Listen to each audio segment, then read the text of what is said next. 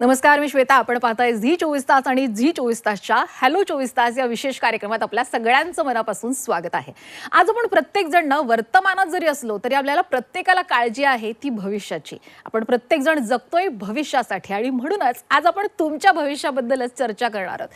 भविष्यावर बोलू काही हा आपला पुन्हा एकदा खास विषय आहे आणि आपल्याला सगळ्यांना मार्गदर्शन करण्यासाठी तुमच्या सगळ्यांच्या भविष्याची काळजी घेण्यासाठी आपल्यासोबत पुन्हा एकदा आहेत झी 24 तासच्या स्टुडिओमध्ये सुप्रसिद्ध राजज्योतिष यांत्रिक श्री माधव गुरुजी.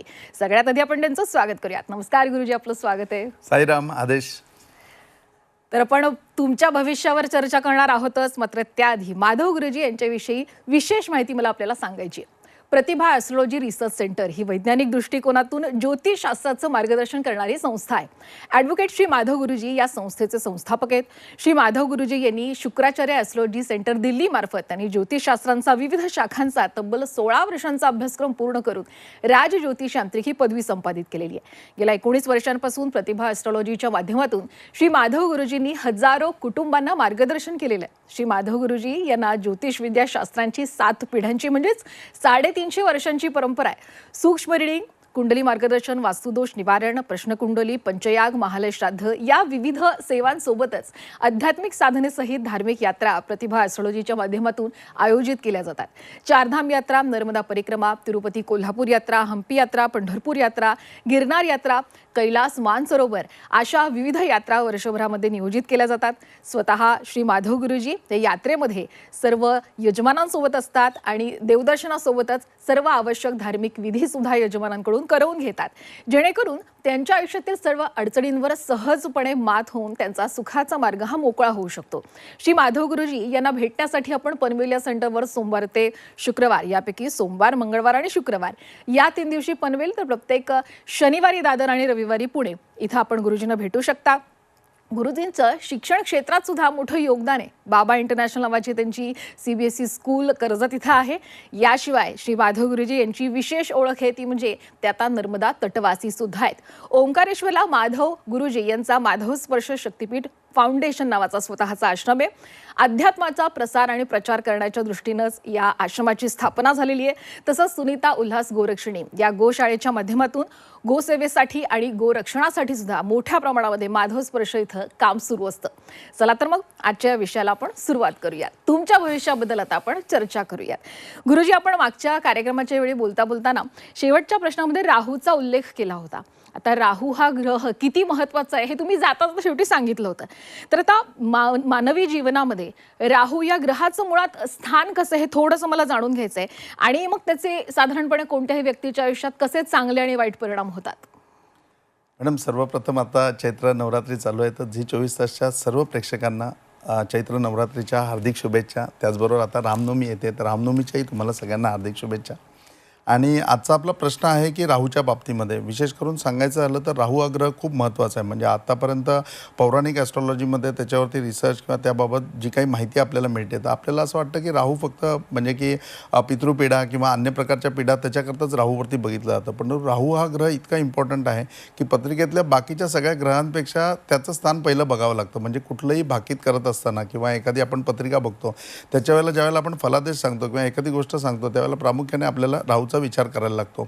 आता राहूचं मानवी जीवनामधलं जे स्थान आहे तो अविभाज्य घटक आहे मानवाच्या जीवनामधला किंबहुना मानवाच्या प्रगतीमधला.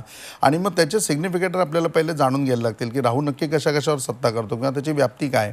तर आपल्या आयुष्यामध्ये येणारे सगळे दुःखद प्रसंग म्हणजे राहू. शंका कुशंका म्हणजे राहू. तुमच्याबरोबर फ्रॉड किंवा एखादं तुमच्याबरोबर काही धोका होत असेल तर फ्रॉड, धोका, फरेब म्हणजे पण राहू. याच्या व्यतिरिक्त आयुष्यामधला कठीण कालावधी म्हणजे राहू. सांसारिक मायाजाल म्हणजे राहू. ह्या सगळ्या गोष्टींची व्याप्ती ही राहूची आपल्या जीवनामध्ये असते. दुसरं म्हणजे की आपल्या जीवनामध्ये जर हॉस्पिटल येत असेल तर हॉस्पिटल म्हणजे राहू, पोलीस स्टेशन म्हणजे राहू, कोर्ट म्हणजे राहू. म्हणजे ही महत्त्वाची स्टेशन आहेत की ज्या ठिकाणी राहूचं पूर्णपणे व्याप्ती असते, राहूचं पूर्णपणे त्या ठिकाणी अस्तित्व असतं. त्याच्यानंतर भौतिकशास्त्र म्हणजे राहू, टेक्नॉलॉजी म्हणजे राहू, ऑनलाईन म्हणजे राहू. त्याच्यानंतर एव्हरीथिंग मानवनिर्मित कुठलीही गोष्ट असेल तर ती म्हणजे राहू. एखाद्या गोष्टीची सजावट, एखाद्या गोष्टीचं डेकोरेशन म्हणजे राहू. याच्या व्यतिरिक्त सगळ्यांनी एकत्रित येणं म्हणजे राहू. आईच्या उदरातून आपला होणारा जन्म म्हणजे राहू. कुठल्याही गोष्टीची नवीन सुरुवात म्हणजे राहू. तुमचा विचार म्हणजे राहू. तुम्हाला एखादी सुचलेली कल्पना कल्पना म्हणजे राहू, एखादी संकल्पना म्हणजे पण राहू, मृत्यू म्हणजे पण राहू, स्मशानभूमी म्हणजे पण राहू, आयुष्याचा शेवट म्हणजे पण राहू. म्हणजे अंती असता आरंभ या तिन्ही गोष्टीमध्ये जर काही भरलं असेल तर तो राहू पूर्णपणे भरलेला आहे. आता ही त्याची व्याप्ती समजल्यानंतर मला वाटतं तुम्हाला कुंडली पण उघडून बघायची गरज नाही की तुमचा राहू चांगला आहे का वाईट आहे. म्हणजे जर तुमच्या आयुष्यामध्ये पोलीस स्टेशन येत असेल, कोर्ट कचेरी येत असेल, तुमच्या आयुष्यामध्ये हॉस्पिटल येत असेल, 100% तुम्हाला पत्रिकेमध्ये जाऊन बघायची गरज नाही, तुमचा राहू खराबच आहे. हे महत्त्वाची नाते जे आहेत, जसं नवरा बायको नातं आहे किंवा आपली चांगली घनिष्ठ दोस्ती आहे किंवा पार्टनरशिप आहे आणि त्याच्यामध्ये संशय जर तुमच्या मनामध्ये येत असेल किंवा संशयित वातावरण येत असेल, 100% तुमचा राहू खराब आहे. म्हणजे की राहू चांगला आहे का वाईट आहे बघायला तुम्हाला पत्रिकेमध्ये जायची गरज नाही, इतका तो क्लिअर आपल्या जीवनामध्ये आहे. आणि राहूची चांगली वाईट फळं याच्याबाबत जर सांगायचं झालं तर मला आवर्जून कर्णाचं उदाहरण देता येईल. म्हणजे महाभारतामधलं कर्ण आपल्याला सगळ्यांना माहिती आहे. कर्णाची जर तुम्ही पत्रिका बघाल, निर्विवाद तो सूर्यपुत्र होता किंवा कुंतीच्या याच्यामध्ये तो सूर्य याच्यानी उपासनेने आलेला होता. परंतु सूर्य उपासनेनी आणि सूर्याचा पुत्र जरी असला तरीसुद्धा कर्णाच्या पत्रिकेमधला राहू सोडला तर एकही ग्रह चांगला नव्हता. म्हणजे त्याच्या पत्रिकेमधला कुठलाही ग्रह असा नव्हता की जो त्याला उच्च करेल. परंतु एकटा राहू त्याच्या पत्रिकेमध्ये चांगला होता. आणि कर्णाचं जीवनचरित्र जर आपण समजून घेतलं तर बघ, कुंतीला तो प्राप्त झाला त्यावेळेला कुमारी अवस्थेमध्ये होता म्हणून कुंतीने त्याला गंगेमध्ये विसर्जन करून टाकलं. आता गंगेमध्ये विसर्जन करून झाल्यावर वास्तविक पाहता तो तसाच संपून जायला पाहिजे होता, कारण जन्मून अक्षरशः 1-2 तासामध्ये त्याला गंगेमध्ये सोडण्यात आलेलं होतं. पण त्याचा राहू बलवान होता आणि राहू बलवान होता त्यामुळे तो वाचला. पुढे जाऊन म्हणजे की जे कुटुंब होतं, सारथी कुटुंब, त्यांना मूलबाळ नव्हतं आणि ते त्यावेळेला गंगेवरती आलेले. बरोबर तो त्यांच्या हातामध्ये लाभला. देवाचा प्रसाद म्हणून त्यांनी त्याला लहानाचं मोठं केलं. त्याची परवरिश म्हणजे कर्णाला मोठं करत असताना त्यांना मूल झालं, जोगक्षोड. म्हणजे कर्णाच्या नशिबामध्ये राहूमुळे भाऊ पण आला आणि कर्णाला भाऊ पण भेटला. पुढे त्याच्या कुटुंबामध्ये त्यांनी पूर्णपणे त्यांच्या म्हणजे की ऐपतीनुसार कर्णाला खूप चांगलं ठेवलं. पुढे ज्यावेळेला तो अध्यापनाला गेला त्याच्या वेळेला पुन्हा राहूमुळे दुर्योधनाबरोबर त्याची मैत्री झाली. दुर्योधनाबरोबर मैत्री झाली त्याच्यामुळे तो हस्तिनापुरात आला. हस्तिनापुरामध्ये आल्यानंतर सुद्धा चांगलं मंत्रिपद त्याला मिळालं. म्हणजे वास्तविक पाहता सारथीचा पुत्र असताना त्याला क्षत्रिय एवढे सगळे कुलाधीश असताना त्यांच्या याच्यामध्ये मंत्रिपद मिळणं हा सुद्धा राहूचा कारक आहे. म्हणजे कर्णाचं संपूर्ण जीवनचरित्र जर आपण समजून घेतलं तर आपल्या लक्षात येईल की राहू किती महत्त्वाचा आहे. म्हणजे राहूच्या बाबतीत बोलायचं झालं तर आवर्जून सांगावंसं वाटतं की राहू एकमेव असा ग्रह आहे जो तुमचा चांगला असेल तर तुम्हाला एवढं काही देऊ शकतो की आपल्याला पत्रिकेमध्ये वाटतं की माझा गुरु खूप चांगला आहे, पण गुरुच्या 10 पटीने राहू मोठा आहे. गुरुपेक्षा राहू चांगली फळं तुम्हाला देऊ शकतो. आपल्याला वाटतं शुक्रामुळे लक्झरी आहे, तर शुक्रापेक्षा 100 पटीने राहू मोठा आहे. म्हणजे शुक्र तुम्हाला लक्झरी त्याच्यापेक्षा 100 पट जास्त लक्झरी तुम्हाला राहू देऊ शकतो. आणि रवीमुळे आपल्याला वाटतं की आपल्याला प्रत्येक ठिकाणी प्रतिष्ठा मिळेल, पद मिळेल आणि हे मिळेल, पण राहूमुळे त्यापेक्षा चांगली प्रतिष्ठा तुम्हाला मिळू शकते. आता कर्णाच्या जीवनामध्ये पुढे पूर्णपणे राहू होता, तर ह्या गोष्टीमध्ये एक राहू भक्कम असेल तर एक कर्ण उभा करू शकतो. त्याचबरोबर एक राहू जर बिघडलेला असेल तर रंकाचा म्हणजे रंकाचा राजा करू शकतो, तसा राजाचा रंक पण करू शकतो. रावणाच्या आयुष्यामध्ये बघाल तर रावणाच्या पत्रिकेमधले सगळे ग्रह चांगले होते, पण राहू खराब होता. राहू खराब होता त्यामुळे सदैव तो गर्भामध्ये राहिला. गर्भामध्ये राहिल्यामुळे एक दिवस असं झालं की सगळं असूनसुद्धा रावणाचा त्याच्यामध्येच मृत्यू झाला. म्हणजे राहू हा ग्रह असा आहे की जो राजाचा रंक करू शकतो आणि रंकाचा राजा करू शकतो. हे गुण राहूमध्ये आहेत. आणि आपल्या जीवनामध्ये आपण आलो तर आपण कायम म्हणतो की माझ्या आहे ना हातातोंडाशी घास येतो आणि तो जातो. माझी सगळी कामं आहेत ना ठप्प झालेली आहेत. मला आहे ना सगळ्यामध्ये इतकं जबलिंग झालं आहे की आता मला निर्णयच घेता येत नाही. ही स्थिती म्हणजे राहू. म्हणजे तुमच्या कामाच्या ह्याच्यामध्ये झालेलं ठप्प काम म्हणजे राहू, हातातोंडाशी आलेला घास जाणं म्हणजे राहू, आणि जबलिंग होणं आणि संभ्रम अवस्था निर्माण होणं म्हणजे पण राहू. आणि आपल्या सगळ्यांच्या जीवनामध्ये तुम्ही जर नीट शांतपणे विचार केला तर प्रत्येक ठिकाणी तुम्हाला राहू कसा कसा व्याप करतोय तो दिसेल. तुमची प्रत्येकाची कामं अडकलेली असेल, प्रत्येकाच्या कामामध्ये डिले होत असेल, स्पीड ब्रेकरसारख्या समस्या आपल्या कामामध्ये येत असतील, तर 100% आपण आपल्या राहू चांगला करून घ्यायला पाहिजे. आपल्या राहूवरती विचार करायला पाहिजे. कारण मेहनत आपण सगळेजण करतोय, पण आत्ताचा काळ हा गदा मेहनतचा काळ नाही आहे. तर आत्ताचा काळ आहे तो स्मार्ट वर्कचा काम आहे आणि स्मार्ट वर्क म्हणजेच राहू आहे. अगदीच मला वाटतं आपल्या प्रेक्षकांनी सुद्धा गुरुजी आपल्या आयुष्याची उजळणी छान केलेली असेल आणि प्रत्येकाला आता कळलं असेल की आपला राहू नेमका कसा आहे. तर तुम्हाला सुद्धा तुमचा राहू जर आहे हा बदलायचा असेल तर गुरुजींना तुम्ही प्रत्यक्ष भेटू शकता. यासाठी त्यांना भेटण्याचे वार पुन्हा एकदा समजून घ्या. सोमवार, मंगळवार आणि शुक्रवार या 3 दिवशी पनवेला सेंटरवरती, रविवारी ते पुण्याला असतात आणि शनिवारी मात्र दादरला आपण गुरुजींना भेटू शकता. आणि त्यासाठी खाली जे क्रमांक दिलेला आहे त्यावर सुद्धा तुम्ही संपर्क साधू शकता. पण काळजी करू नका, आपण आत्ता या कार्यक्रमातच गुरुजींकडनं उपाय सुद्धा जाणून घेणार आहोत. गुरुजी, मागच्या वेळी तुम्ही म्हणालेले आहात की सही बदलली की राहू बदलतो, पण मग असे काय आणखीन वेगवेगळे उपाय आहेत का आपल्या प्रेक्षकांना जरा सांगाल?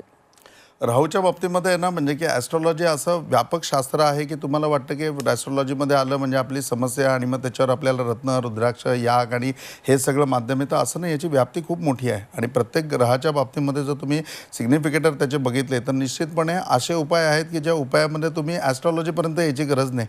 तुमच्या डेली चेंजमध्ये तुम्ही आणलं तरी त्याच्यामध्ये कंप्लीट होऊ शकतं. आता राहूचा आपण ज्या वेळेला म्हणजे की विचार करतोय की तो राहू चांगला करायचा आहे आपल्याला, तर राहू चांगला करण्याकरता काय करायला पाहिजे?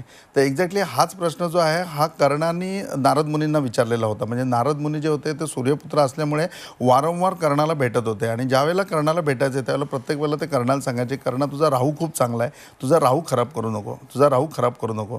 त्याच्या वेळेला आवर्जून नारद मुनींना कर्णाने हाच प्रश्न विचारला की माझ्या आयुष्यामध्ये मला राहू चांगला ठेवायचा असेल तर मी काय करू? त्याच्यावर त्यांनी पहिलं उत्तर दिलं की कर्णा तुझी संगती कायम चांगली ठेव, तुझी संगती चांगली असेल तर तुझा राहू चांगला राहील. आणि दुसरी गोष्ट म्हणजे आयुष्यात तू दान करत राहा, तू दान करत राहशील तर तुझा राहू निर्विवाद चांगला राहील. कर्णाने बघा त्याच्या आयुष्यामध्ये शेवटपर्यंत तो दान करत राहिला. आज दानशूर म्हणून त्याची ओळख आहे. परंतु दानशूर ओळख असली तरी कर्णाला त्याच्या आयुष्यामध्ये सगळ्या गोष्टींची प्राप्ती होत होती. आज दुर्योधनाच्या बरोबर हस्तिनापुरामध्ये मंत्री असताना त्याचा संसार झालेला आहे, त्याची पत्नी आहे, त्याची मुलं आहेत, सगळं राजवैभव, राजयोग सगळं त्याच्याकडे आहे. परंतु असं असताना दुर्योधनाच्या बरोबर त्याची संगत आहे, ही त्याच्याबरोबर कुयोगाची संगती आहे. म्हणजे ही सुसंगती नाही, तर ही कुसंगती आहे. ही कुसंगती त्याच्यामुळे असल्यामुळे त्याचा राहू खराब होत होता. आणि ज्यावेळेला कृष्णाची आणि त्याची भेट होते, कर्णाची भेट होते, त्यावेळेला कृष्ण त्याला सांगतो की तू पहिला पांडव आहेस आणि तू आता पांडवांच्या बाजूनी आहे, मी तुला या हस्तिनापुराचा राजा करतो. म्हणजे कर्णाकरता तो राहू तेव्हासुद्धा चांगला होता. परंतु त्यावेळेला कर्णाने दुर्योधनाची कुसंगती सोडली नाही. जर त्यावेळेला ती सोडली असती तर त्याचं पुढचं फ्युचर की त्या राहूने त्याला हस्तिनापुराचा राजासुद्धा केला असता जिथं तो मंत्री होता. पण त्यांनी दुर्योधनाची साथ दिली. या पहिल्या कुसंगतीमुळे त्याचा राहू खराब झाला. दुसरी गोष्ट म्हणजे की कर्णाने ज्यावेळेला दान द्यायचं होतं तर तो ऑलवेज दान देत होता, त्याचा राहू चांगला होता. परंतु कवच कुंडलं मागायला ज्यावेळेला त्या ठिकाणी इंद्र आला त्यावेळेला त्यांनी सांगितलं की मला माहिती आहे तू कोण आहेस म्हणून, तू स्वतः इंद्र आहेस म्हणून, आणि तू अमुक नावाचं शस्त्र मला देणार असेल तरच मी माझी कवच कुंडल तुला देईन. आता जर तुम्ही दानाची व्याख्या बघाल तर दानाची व्याख्या अध्यात्मामध्ये आहे की निरपेक्ष भावनेने केलेली कृती म्हणजे दान आहे. आणि मग ज्यावेळेला कर्णाने त्याच्याबद्दल डील ठेवलं, त्याच्या बदल्यात काहीतरी मागवलं, त्यावेळेला ते दान निघून गेलं. आणि त्याप्रमाणे अमुक शास्त्र कर्णाला मिळालं, म्हणजे अमुक नावाचं शस्त्र आहे ते इंद्राकडनं कर्णाला मिळालं. परंतु त्यावेळेला त्याचं दानी हा स्वभाव पूर्णपणे निघून गेला किंवा त्यामुळे जो राहू चांगला होता तो राहू बिघडला. पुढे कर्णाचा अंत झाला. मग थोडक्यामध्ये याच्यामध्ये विचार केला तर नारद मुनींनी फक्त कर्णालाच मार्गदर्शन केलं असं नाही, तर त्यांनी हनुमंतरायांना पण मार्गदर्शन केलं आहे. हनुमंतरायांनाही त्यांनी सांगितलं की बाबा तुमचा राहू खूप चांगला आहे, तुम्ही ऑलवेज सेवेमध्ये राहा. बघा हनुमंतराय रामाच्या सेवेमध्ये राहिले तर त्यांना चिरंजीवित्व मिळालं. म्हणजे ते संपूर्णपणे चिरंजीवित्व त्यांना प्राप्त करून घेता आलं फक्त एका गोष्टीमुळे, सेवा केल्यामुळे. आणि तिसरी गोष्ट ज्यावेळेला बिभीषणाचा आणि नारदाचा संवाद आहे त्याच्यावेळेला बिभीषणाला पण त्यांनी हे सांगितलं की रावणाच्या कुसंगतीमुळे तुझा राहू खराब होतोय, तू ज्यावेळेला राम येतील त्यावेळेला रामांची संगती कर, तुझा राहू चांगला होईल. पुढे ज्यावेळेला बिभीषणाच्या आयुष्यामध्ये प्रभू रामचंद्र आले, त्यांनी रामाबरोबर संगत केली, त्यांचा राहू त्यावेळेला चांगला झाला आणि पुढे ते लंकेश झाले, म्हणजे लंकेचे ते राजा झाले. नाहीतर बिभीषणाला राजा होणं केव्हाही शक्य नव्हतं. म्हणजे ह्या गोष्टीमध्ये जर आपल्याला राहू चांगला करायचा असेल तर आपल्याला प्रश्नाचं उत्तर मिळतं की आपली संगती चांगली ठेवायला पाहिजे. तुमची संगती चांगली ठेवा, 100% तुमचा राहू सुधारायला लागेल, 100% तुमचा राहू चांगला होईल. तुम्ही दानी बना, जेवढं तुम्हाला शक्य असेल तेवढं दान करा, मग अन्नदान करा. त्याच्याचबरोबर तुम्ही आवर्जून परोपकार करा. परोपकार करायला कधीही विसरू नका. परोपकारामध्ये त्या गोष्टी येतात, उपकार आणि परोपकार हे वेगवेगळे येतात. परोपकारामध्ये झाडं लावणं येतं, परोपकारामध्ये नद्या स्वच्छ करणं येतं, परोपकारामध्ये स्मशानाची सेवा होते. आणि आपल्याला माहिती आहे की राहू म्हणजे स्मशान आहे, स्मशानभूमी म्हणजे राहू. तर मग स्मशानामध्ये जाऊन स्मशान स्वच्छता करणं हे सुद्धा राहूची एक प्रकारची सेवा होते. अशा प्रकारच्या छोट्या छोट्या सेवा जरी तुम्ही घेतल्या तरी त्याच्यामधून तुमचा राहू 100% चांगला होतो. याच्या व्यतिरिक्त दुसरी राहूची महत्त्वाची गोष्ट येते म्हणजे की राहूचं अस्तित्व तुम्ही बघाल तर त्याला धड नाही आहे, म्हणजे त्याला शरीर नाही आहे, फक्त त्याची मान आणि वरचा त्याचा चेहरा, तोंडाचा भाग हाच आहे. म्हणजे राहूचं सामर्थ्य जे आहे ते बुद्धीवरती आहे, स्वभावावरती आहे. दुसरी गोष्ट आपल्या चेहऱ्यावरच्या हावभावांवरती, म्हणजे ज्याला आपण इमोशन्स म्हणतो त्याच्या बाबतीमध्ये आहे. या सगळ्या गोष्टी तुमच्या राहूवरती पूर्णपणे आहेत. आणि मग ते करत असताना कुणाचीही निंदा न करणं ही राहूची सर्वात मोठी, की तुम्हाला राहू चांगला करायचा असेल तुम्ही कुणाचीही निंदा करू नका. साई सच्चरित्रामधली एक ओवी मला या ठिकाणी सांगावीशी वाटते की दुजियाचे हित चिंतावे, होईल तितके भले करावे, यथानुशक्य धर्म आचरावे, तरीची मिळे साई पाया. म्हणजे तुमच्या आयुष्यामध्ये तुम्हाला धर्म अगदी फार पाळता आला नाही तरी चालेल, पण तुम्ही यांना सदैव दुसऱ्याचं हित चिंता. एक छोटंसं तुम्हाला उदाहरण देतो की एक खूप महत्त्वाच्या कामाला आम्ही चाललेलो होतो आणि जे बरोबर होते ते मला मंत्रालयामध्ये घेऊन चाललेले होते की गुरुजी तुम्ही बरोबर बरोबर असेल म्हणजे आमचं 100% काम होईल. आणि आम्हाला एक ॲम्ब्युलन्स क्रॉस झाली आणि मी त्यावेळेला प्रार्थना करायला लागलो की अरे हे परमेश्वरा, हे देवा, त्या गाडीमधनं त्या ॲम्ब्युलन्समधनं जो कोण चाललाय त्याचे प्राण वाचू देत, त्याला चांगलं निरोगी आयुष्य मिळू दे. ते म्हणले अहो गुरुजी, त्यांच्याकरता एवढी आत्मीयतेने प्रार्थना करता, आपल्याकरता करा, आपलं काम व्हायला पाहिजे. मी म्हटलं राहू दे, आता पहिलं त्याला प्रार्थनेची गरज आहे, त्याच्याकरता प्रार्थना करू. आणि आम्ही मंत्रालयामध्ये पोहोचलो. मग गेल्यानंतर आम्हाला चहा पाणी झालं आणि आम्हाला कळलं की ज्यांच्याकडे आमचं काम आहे ते ऑफिसमधनं म्हणजे मंत्रालयातून गेलेले आहेत. म्हणजे ते म्हणले अरे आता आपलं काम नाही होणार. परंतु त्यांची एक फाईल राहिलेली होती म्हणून पुन्हा ते ऑफिसमध्ये आले, आम्हाला भेटले, अर्धा तास आमच्याबरोबर चर्चा केली आणि अवघ्या त्यांनी म्हणजे की 2 मिनिटांमध्ये संपूर्ण सगळं समजून 2 दिवसामध्ये ती फाईल मार्गी लावली. म्हणजे ह्या सगळ्या गोष्टींमध्ये आम्ही त्याच्याकरता प्रार्थना केली. दुजियाचं हित चिंतलं, आपलं काम ॲटोमॅटिक झालं. राहू असा तुम्ही सुधारू शकता. चौथी महत्त्वाची गोष्ट म्हणजे की व्यसन तुम्ही टाळायला पाहिजे. राहूमध्ये कुठेही व्यसन येत नाही. तर व्यसनापासून तुम्ही मुक्त झाले, व्यसन तुम्ही सोडून दिलं, तुमचा राहू 100% चांगला होईल. तर मग राहू चांगला करायचा असेल तर हे उपाय आहेत. आणि ॲस्ट्रॉलॉजीमध्ये भगवान शिवशंकरांच्या आणि पार्वतीच्या उपासनेने राहू चांगला होतो. रविवारी किंवा सोमवारी तुम्ही 1 तास शिवमंदिरामध्ये गर्भगृहामध्ये फक्त शांतपणे बसून राहा. तुमच्या जीवनामध्ये आमूलाग्र बदल व्हायला सुरुवात होईल. मग रविवार असू दे किंवा सोमवार असू दे, आठवड्यातून एकच वार घ्या, 1 तास तुम्ही त्याच्यामध्ये बसा. 100% तुमच्या राहूमध्ये फरक पडेल. तुम्ही भैरवाची उपासना करा, तुमचा राहू सुधारेल. पार्वतीचं एक कुंजिका स्तोत्र येतं. हे कुंजिका स्तोत्र दररोज झोपताना म्हणजे की आता तुम्ही बेडवर जाणार आहे त्यावेळेला हेडफोन लावा आणि शांतपणे ते कुंजिका स्तोत्र चालू ठेवा. तुम्ही ऐकताय न ऐकताय, तुम्हाला झोप लागते, सगळं विसरून जा. फक्त तुम्ही कानामध्ये चालू ठेवा. तुमचा राहू सुधारायला सुरुवात होईल. 1 महिन्यामध्ये नाही तर 15 दिवसामध्ये तुम्हाला राहूचे सगळे चांगले इफेक्ट मिळतील. अगदी खूप छान मार्गदर्शन केलं. मला वाटतं आपले प्रेक्षक सुद्धा आता सतर्क झाले असतील राहूच्या बाबतीत. तर तुम्ही आता मला वाटतं कॉल करायलाही सुरुवात केलेली आहे कॉल सेंटरला. पण आपला फोन समजा जर काही कारणाने उचलला गेला नसेल, संपर्क झाला नसेल, तर काळजी करू नका. तुम्हाला नक्कीच कॉलबॅक सुद्धा केला जाईल आणि गुरुजींचं मार्गदर्शन हे तुमच्यापर्यंत पोहोचेल याची काळजी सुद्धा घेतली जाईल. गुरुजींचं मार्गदर्शन आता ऑनलाईन सुद्धा आपल्याला मिळू शकणार आहे. ज्यांना प्रत्यक्ष गुरुजींना भेटता येणार नाही ते ऑनलाईन सुद्धा गुरुजींचं मार्गदर्शन घेऊ शकतात. आता अगदी शेवटची काही मिनिटं राहिली आहेत, पण एक महत्त्वाचा प्रश्न आहे. आता लग्न सराईचे दिवस आहेत, राहूबद्दल तुम्ही बोलताय. लग्न हा आयुष्यातला खूप महत्त्वाचा भाग आहे. आता ॲस्ट्रॉलॉजीचं एक महत्त्वाचं स्थान या विवाह संस्थेमध्ये, ते थोडंसं सांगू शकाल का? विवाहाच्या बाबतीमध्ये विवाह आणि ॲस्ट्रॉलॉजी याच्यामध्ये मॅडम घनिष्ठ संबंध आहे. म्हणजे याच्यामध्ये ॲस्ट्रॉलॉजीमध्ये तुम्हाला माहिती आहे की विवाहाचा योग सांगितला जातो, तुमचा जीवनसाथी काय नावाने असेल ते सांगितलं जातं, कुठल्या प्रदेशामध्ये असेल ते सांगितलं जातं. परंतु 21व्या शतकामध्ये प्रॉपरली आपण ॲस्ट्रॉलॉजी आणि लग्न या गोष्टीचा विचार केला तर मला एक छोटंसं उदाहरण या ठिकाणी सांगावंसं वाटेल की ज्याच्यामध्ये तुम्हाला सगळी व्याप्ती कळेल. म्हणजे एक मोठं मॅट्रोमोनीचं ऑफिस होतं आणि त्याच्यामध्ये एक मुलगी फॉर्म भरायला आली की मला त्या ठिकाणी फॉर्म भरायचा आहे, एंटर व्हायचं आहे. त्यावेळेला त्यांनी सांगितलं की तुम्ही पहिले खाली आमच्या हॉलमध्ये जा आणि आमच्या हॉलमध्ये जाऊन मग पूर्णपणे फिरून तुम्ही वरती या आणि मग तुमचा फॉर्म भरून. ती मुलगी त्या हॉलमध्ये गेली आणि हॉलमध्ये असे वेगवेगळे दरवाजे होते. म्हणजे प्रत्येक कंपार्टमेंट होतं, त्याला 2 दरवाजे होते. पहिल्यावरती लिहिलेलं की तुम्हाला मुलगा कसा पाहिजे, सुस्वभावी पाहिजे, मनमिळावू पाहिजे आणि तो श्रीमंत असला पाहिजे. दुसऱ्या ठिकाणी असं होतं की तो मनमिळावू नसेल परंतु तो गरीब असेल. मग ती त्या ठिकाणी मनमिळावू आणि श्रीमंत तिकडे गेली. पुढे तो दिसायला चांगला असेल, त्याला डान्स येत असेल, त्याचबरोबर तो चांगल्या ठिकाणी नोकरीला असेल. दुसऱ्या बाजूला ऑपोजिट लिहिलेलं, ती त्या डोअरमधनं आतमध्ये गेली. तिसऱ्या ठिकाणी असं लिहिलेलं होतं की त्याला फिरण्याची आवड असेल, तो मित्रासारखा वागेल, तो नवऱ्यासारखा वागणार नाही, त्याला स्वयंपाकसुद्धा करता येत असेल. लगेच तिने दार उघडलं, तिथून आतमध्ये गेली. चौथ्या ह्याच्यामध्ये गेल्यावर आणखीन लिहिलेलं होतं की तो परदेशात जाणार असेल, त्याला खूप फिरण्याची आवड असेल, तो सगळीकडे तुम्हाला घेऊन फिरेल. दुसऱ्या ठिकाणी ऑपोजिट लिहिलेलं होतं, ती त्या दरवाज्यातून आत गेली. असे जवळजवळ 6 ते 7 दरवाजे क्रॉस करत ती आतमध्ये गेली. नंतर ज्यावेळेला ती 9व्या कंपार्टमेंटमध्ये गेली त्यावेळेला 9व्या कंपार्टमेंटमध्ये फक्त एक आरसा लावलेला होता आणि आरशासमोर ती जाऊन उभी राहिली. त्या आरशावरती लिहिलेलं आहे, एकदा स्वतःकडेही बघून घ्या, आपण किती सक्षम आहात या सगळ्या गोष्टी करता.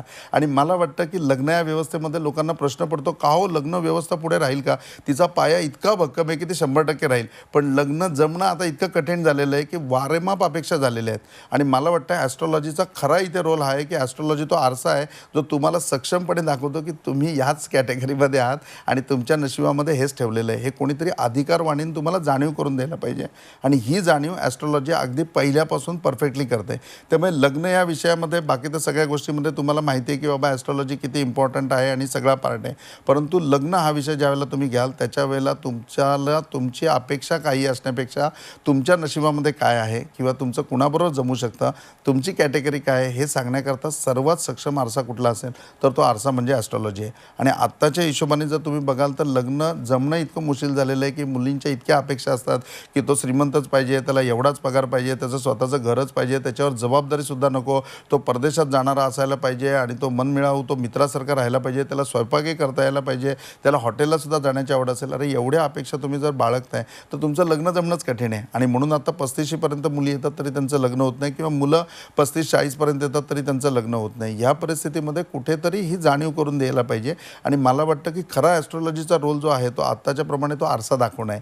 आणि ॲस्ट्रॉलॉजीमध्ये जाऊन आपण ज्यावेळेला तो आरसा बघाल त्याच्यावेळेला सर्वात सोपं होईल की आपलं लग्न जमेल. म्हणजे ज्यावेळेला ती मुलगी वरती ते सगळ्या फिरून आली त्यावेळेला वरती त्यांनी फॉर्म भरला, त्यांनी जी प्रपोजल दिली त्यातलं प्रपोजल त्यांनी ॲक्सेप्ट केलं आणि त्यांनी मॅरेज केलं. म्हणजे थोडक्यामध्ये अपेक्षा रहित त्या ठिकाणी माणूस पूर्णपणे होतो. आणि नक्की तुम्हाला जीवनसाथी कसा पाहिजे, की जीवनसाथीच्या बाबतीमध्ये तुम्हाला असिस्टंट नाही आणायची घरी तुम्हाला, किंवा तुम्ही ज्यावेळेला बघताय तर तुम्ही एखादा मुलगा बघताय तर तुम्ही काय स्वतः करता एखादा सर्वंट नाही बघत आहे. ह्या गोष्टीची जाणीव तुम्हाला करून द्यायला पाहिजे. आणि ही जाणीव करून देण्यामध्ये ॲस्ट्रॉलॉजी पूर्णपणे सक्षम आहे. तर मला असं वाटतं की लग्न या विषयामध्ये ॲस्ट्रॉलॉजीचा रोल आहे, तो रोल तुम्ही पहिले घ्या. म्हणजे तुम्ही ॲस्ट्रॉलॉजीवर ट्रस्ट ठेवा आणि तुमचं लग्न ठरवायचं असेल त्यावेळेला पहिले ॲस्ट्रॉलॉजीमध्ये येऊन बघा, तुमचे सगळे मार्ग मोकळे होतील, तुमचं लग्नही लवकर जमेल आणि तुमचं वैवाहिक जीवनही पूर्णपणे यशस्वी असेल, मंगलमय असेल. अगदी खऱ्या अर्थाने खूप छान मार्गदर्शन केलं. आपल्या प्रेक्षकांना सुद्धा मला सांगायचं, गुरुजींना तुम्ही प्रत्यक्ष भेटून तुमच्या आयुष्यामध्ये असाच अमूलाग्र बदल घडवून आणू शकता आणि तुमचं भविष्यही सुरक्षित करू शकता. खरंच गुरुजी, तुम्ही इथे आलात, खूप छान मार्गदर्शन केलं, मनापासून तुमचे आभार. साईनाथ आप सबकी भली करे, गुरु गोरक्षनाथ आप सबकी भली करे, आप सबका जीवन मंगलमय हो. ओम साईराम. आपण कुठेही जाऊ नका, पाहत रहा झी 24 तास.